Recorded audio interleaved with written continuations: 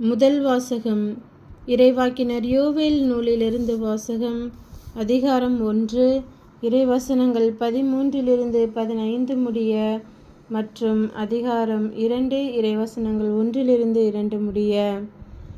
குருக்களே, சாக்கு உடை உடுத்திக்கொண்டு அழுங்கள். பலிபீடத்தில் பணிபுரிவோரே, புலம்புங்கள். என் கடவுளின் ஊழியர்களே, சாக்கு உடை அணிந்தவர்களாய் இரவை கழியுங்கள். ஏனெனில் உங்கள் கடவுளின் வீட்டில் தானிய படையலும் நீர்ம படையலும் இல்லாமற் போயின. உண்ணா நோன்புக்கென நாள் குறியுங்கள். வழிபாட்டு கூட்டத்தை கூட்டுங்கள். ஊர் பெரியோரையும் நாட்டில் குடியிருப்போர் அனைவரையும் உங்கள் கடவுளாகிய ஆண்டவரின் இல்லத்தில் கூடிவரச் செய்யுங்கள். ஆண்டவரை நோக்கி கதறுங்கள்.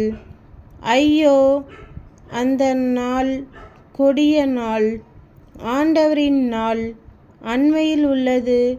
எல்லாம் வல்லவரிடமிருந்து அழிவைப் போல் அந்த நாள் வரும். சீயோனிலே எக்காளம் ஊதுங்கள்.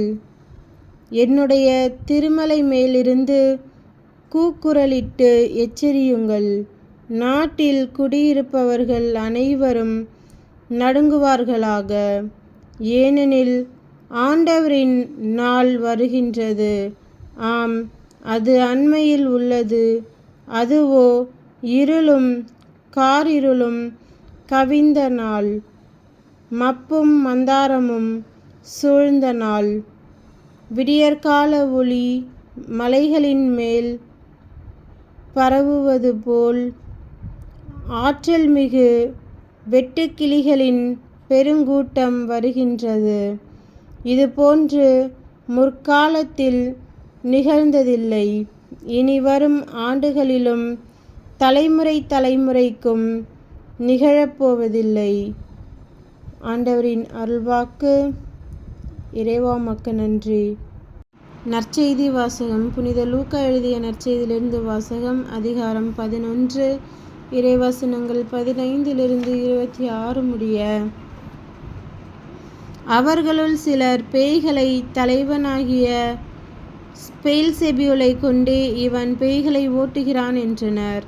வேறு சிலர் அவரை சோதிக்கும் நோக்குடன் வானத்திலிருந்து ஏதேனும் ஓர் அடையாளம் காட்டுமாறு அவரிடம் கேட்டனர்.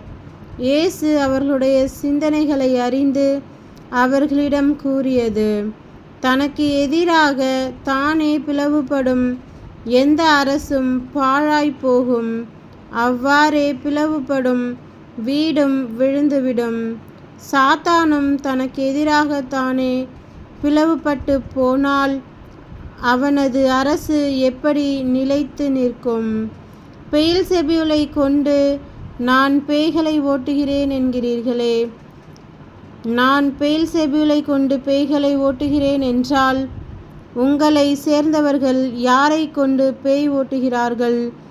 ஆகவே உங்கள் கூற்று தவறு என்பதற்கு அவர்களே சாட்சிகள். நான் கடவுளின் ஆற்றலால் பேய்களை ஓட்டுகிறேன் என்றால் இறையாட்சி உங்களிடம் வந்துள்ளது அன்றோ?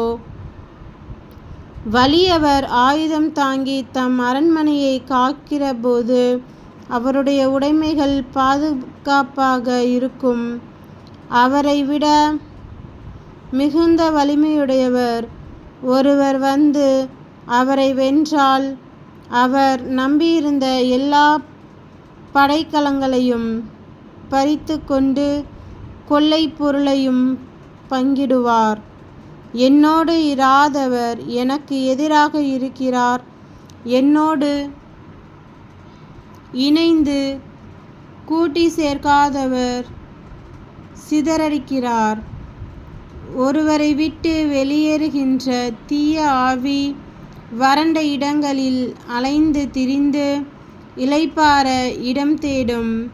இடம் கண்டுபிடிக்க முடியாமல் நான் விட்டு வந்த எனது வீட்டுக்கு திரும்பி போவேன் என சொல்லும். திரும்பி வந்து அவ்வீடு கூட்டி அழகுபடுத்தப்பட்டிருப்பதை காணும். மீண்டும் சென்று தன்னைவிட பொல்லாத வேறு 7 ஆவிகளை அழைத்து வந்து அவருக்குள் புகுந்து அங்கே குடியிருக்கும். அவருடைய பின்னைய நிலைமையை முன்னைய நிலைமையை விட கேடுள்ளதாகும். கிறிஸ்துவின் நற்செய்தி. கிறிஸ்துவே உமக்கு புகழ்.